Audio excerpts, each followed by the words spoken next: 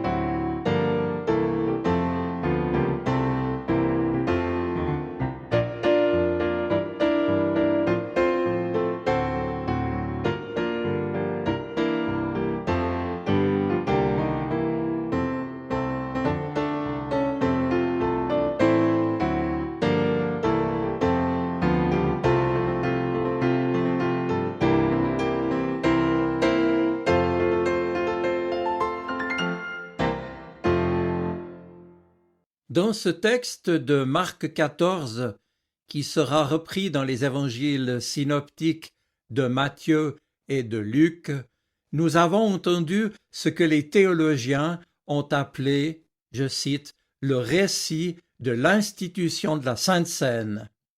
C'était la veille de Vendredi saint. Eh bien, aujourd'hui, j'aimerais vous dire deux choses à ce propos. Tout d'abord, expliquer brièvement pourquoi nous ne pratiquons qu'exceptionnellement la Sainte Seine dans le cadre de l'armée du salut. La raison, en fait, en est historique, puisque selon les objectifs de William Booth, son fondateur, et de ceux qui lui ont succédé à la tête de l'armée du salut, le mouvement, qui était issu du méthodisme anglais du XIXe siècle, s'était fixé comme principal objectif le soin et l'évangélisation des plus pauvres, avec ce slogan « Soupe, savon, salut ». Pour le reste, on renvoyait ensuite les personnes touchées vers l'église de leur choix. Évidemment, depuis ce temps-là, bien des choses ont changé et la question revient régulièrement sur le tapis dans l'armée du salut. les salutistes restant par ailleurs convaincus que les actes et rituels spéciaux ne sont pas indispensables au salut. Mais aujourd'hui, j'aimerais me diriger sur une autre piste et me demander au fait pourquoi donc Jésus a-t-il organisé ce repas? Était-ce pour dire au revoir à ses amis comme on le fait lors d'une collation de départ à la retraite? Eh bien, peut-être il y a eu quelque chose de cette ambiance-là, car dans ce dernier repas que Jésus prend avec ses disciples, ce n'est pas seulement un rapport de maître à disciple que Jésus a avec eux, mais une vraie relation d'ami à ami. Et donc oui, il y a des adieux à faire, et de la tristesse aussi, dans cette soirée racontée dans cette page de l'Évangile, avec ce repas, le dernier pris ensemble, et puis plus tard avec la demande de Jésus d'être accompagné dans sa prière pleine de douleur, de doute, mais aussi de confiance en Dieu, alors qu'il sera dans le jardin de Gethsémani. Mais ce n'est pas la motivation principale de Jésus qui organise ce repas, puisque le texte de Marc nous dit que ce repas, c'est le repas de la Pâque juive, qui fête la libération de l'esclavage du peuple d'Israël hors d'Égypte. Ce n'est pas évidemment contraire à l'idée d'un repas d'amitié, mais ce repas trouve sa motivation principale dans les événements de l'Exode et du salut que cette fête juive veut commémorer. Cela dit, Jésus n'est pas du genre à pratiquer une liturgie ou un rituel traditionnel simplement parce qu'il faut le faire. N'a-t-il pas expliqué à ceux qui lui reprochaient parfois d'être trop libre dans sa façon de suivre les lois religieuses, je cite, « Le sabbat a été fait pour l'homme et non l'homme pour le sabbat ». On trouve ça déjà au début de l'évangile de Marc au chapitre 2 verset 27. Et si cela est dit pour le sabbat, qui est le principal acte religieux déjà prescrit dans le décalogue, les 10 commandements, les 10 paroles de l'Alliance, c'est encore plus vrai pour les autres rites juifs. Jésus nous en donne ainsi ce que l'on pourrait appeler son mode d'emploi. Pour lui, le sabbat, les cultes, les prières et les fêtes sont en quelque sorte là pour nous aider à mieux entrer dans la communion avec Dieu, pour recevoir avec reconnaissance sa paix, son shalom. Ce ne sont donc pas des actes qui sont nécessaires en eux-mêmes, ni pour satisfaire Dieu, ni pour gagner des bons points en quelque sorte auprès de lui. Non, ce repas de Jésus met ainsi l'accent sur l'agneau sacrifié pour le jour de la Pâque. Un repas qui n'est pas mangé tout seul dans son coin, mais qui est partagé en famille. Un agneau qui est partagé avec les familles pauvres aussi, afin que chacun ait ce qu'il lui faut à manger. C'est à cela que ce repas fait référence en Exode 12, verset 4. Et pour accompagner cet agneau, il y a du pain sans levain et des herbes amères, ce qui constitue, vous en conviendrez, un menu tout simple, mais finalement équilibré et complet. Symboliquement, le pain sans levain exprime la condition d'esclave et l'urgence de partir. On n'a pas le temps que le pain se lève, comme on dit en boulangerie. Quant à cette espèce de salade faite d'herbes amères, elle rappelle l'amertume de notre situation dans ce monde, dont les dimensions difficiles sont néanmoins transformées par l'agneau rôti mangé avec les autres. Et celui-ci évoque donc la libération que Dieu veut encore opérer dans nos vies et la nourriture qu'il nous invite à prendre ensemble pour nous remettre en route dans notre cheminement avec lui. Ce repas fait ainsi mémoire des injustices, de nos pauvretés, de nos esclavages, de l'amertume de traverser des choses parfois difficiles, cruelles ou injustes. Il est offert ce repas pour repartir avec courage et confiance sur les chemins par lesquels nous avons à passer. Si vous me passez l'expression, c'est un peu comme un repas chaud pris dans un refuge de montagne avant de poursuivre la montée, souvent difficile, pour continuer à grimper vers le sommet. Un repas donc qui nous rappelle que c'est aujourd'hui qu'il nous faut nous mettre en route, et en vitesse, comme le disait le récit fondateur d'Exode 12, auquel j'ai déjà fait référence et que je vous invite à relire chez vous. Ce repas pascal ne constitue en aucun cas un motif pour s'attirer les bonnes grâces de Dieu, en imaginant à tort bien sûr qu'on pourrait compter sur sa bénédiction en lui offrant des prières, des rites ou des sacrifices pour s'attirer donc ses faveurs. Ceux qui sont dans une telle conception erronée du donnant-donnant, du marchandage avec Dieu, comme l'avait fait Jacob, je fais référence ici au texte de Genèse 28, eh bien tous ceux-là sont forcément déçus.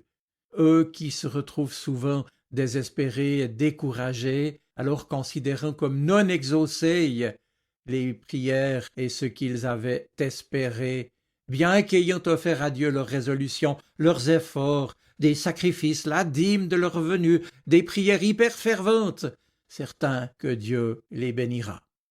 Ils sont bien sûr déçus de ne pas être récompensés, en trouvant l'homme ou la femme de leur vie, déçus de ne pas guérir de leur maladie, de ne pas trouver le travail qu'ils espéraient, de ne pas trouver un logement, ni même parfois de pain, ni de salade, et encore moins d'agneau.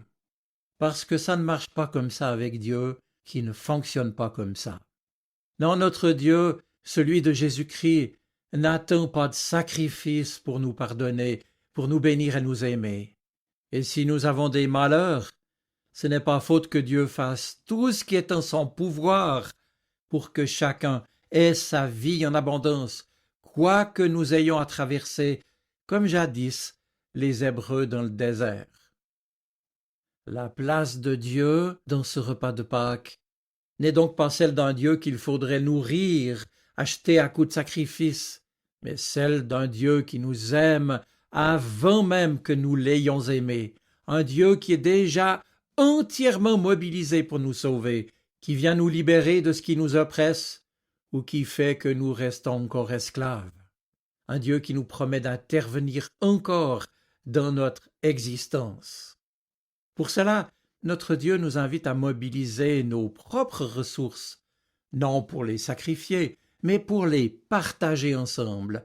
Il nous invite à les investir dans le courage et dans notre détermination à nous mettre ou à nous remettre en route, à les investir aussi dans la solidarité et dans l'espérance qui nous conduit à mieux lui faire confiance et à l'aimer, lui et ceux qu'il place bien sûr sur nos chemins à chacun. Jésus ainsi nous appelle à nous rassembler.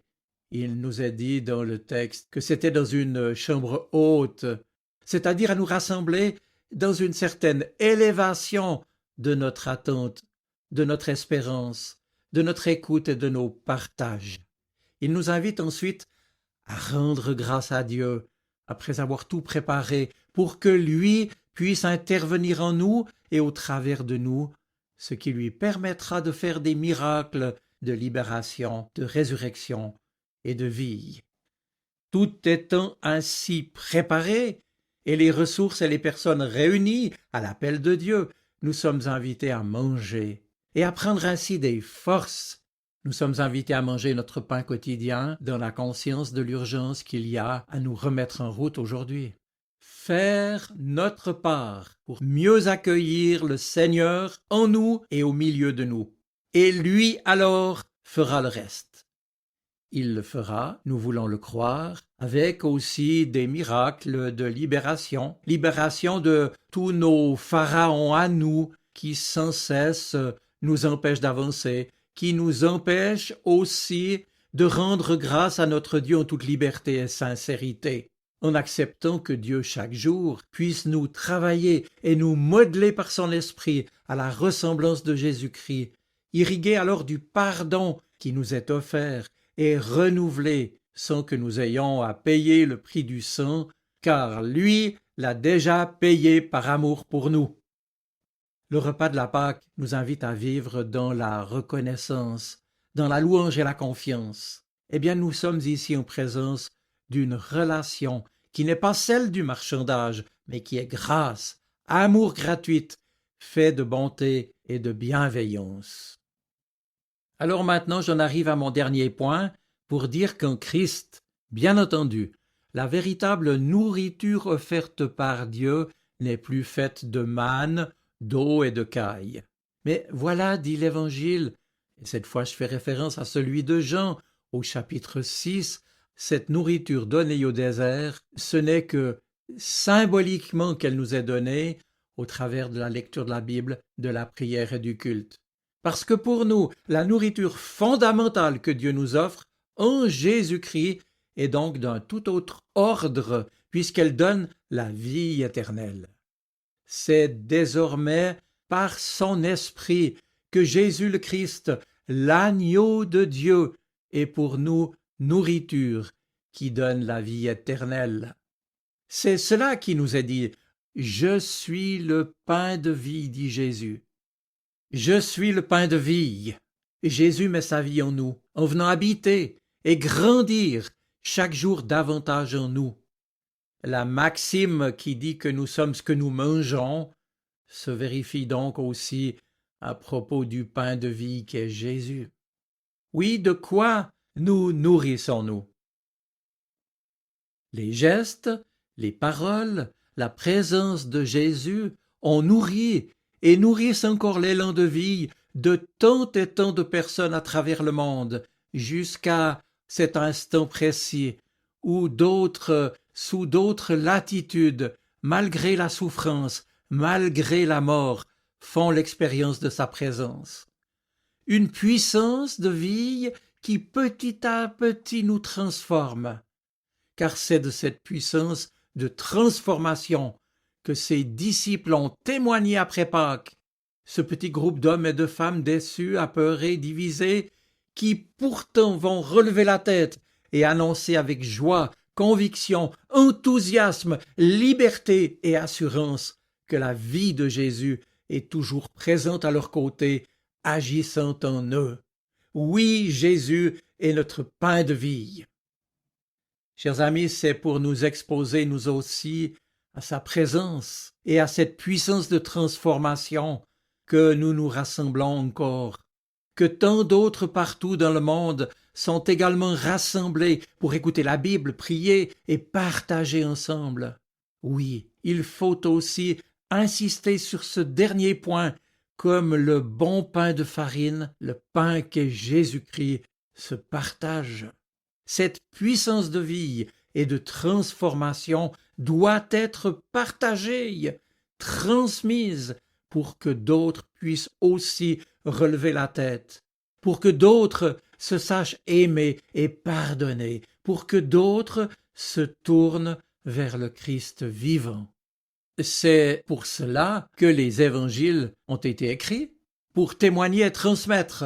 C'est pour cela que des hommes et des femmes, hier comme aujourd'hui et comme demain, se sont levés et vont se lever pour raconter, pour partager cette vie nouvelle qui nous est donnée. Et nous aussi, nous voulons nous lever pour mieux la partager.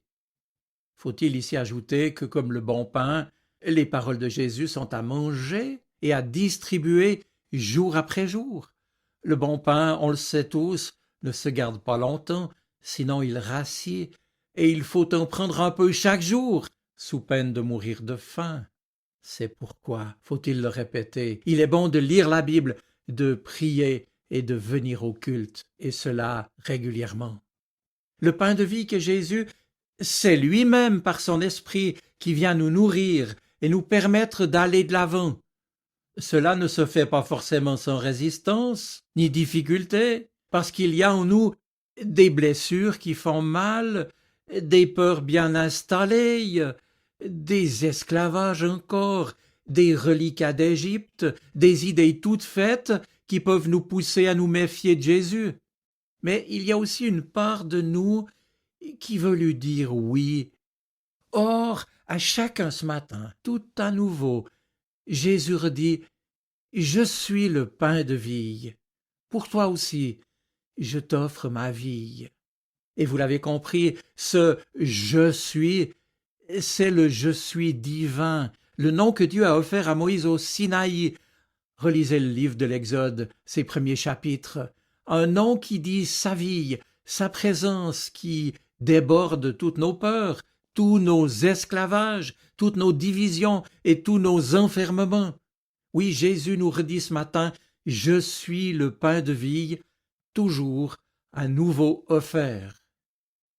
Nous qui parfois cherchons des signes de puissance, parfois même spectaculaires, qui régleraient nos problèmes et nos soucis immédiatement, voici que nous recevons simplement la puissance paisible de l'amour qui donne la vie, qui nourrit cette vie, qui fait grandir. Oui, nous avons Jésus, son enseignement. Nous avons le témoignage de celles et de ceux dont la vie a été nourrie et transformée par lui. Cela ne nous donne-t-il pas la force de voir notre propre existence et notre parcours de vie avec un autre regard, pour simplement accepter d'être transformé un peu plus à l'image de Jésus-Christ? Alors il est l'heure de terminer, frères et sœurs. Écoutez bien ce que nous dit l'apôtre Paul lorsqu'il écrivait aux Philippiens, c'est au chapitre 4. Ne vous inquiétez de rien, mais en toute circonstance, faites connaître vos besoins à Dieu par des prières et des supplications, dans une attitude de reconnaissance. Et la paix de Dieu, qui dépasse tout ce que l'on peut comprendre, gardera vos cœurs et vos pensées en Jésus-Christ. Jésus qui a dit « Je suis le pain de vie ». Oui, gardons précieusement cette promesse, ce cadeau qui nous est offert pour que notre vie soit nourrie de la sienne, de sa liberté, de son regard, de sa confiance, de l'espérance qu'il nous donne pour que nous devenions chaque jour un peu plus des hommes et des femmes libres et responsables, avec du cœur et de l'intelligence, de la bienveillance, le souci aussi du soin des pauvres, pour que nous ayons tout simplement la vie éternelle. Amen.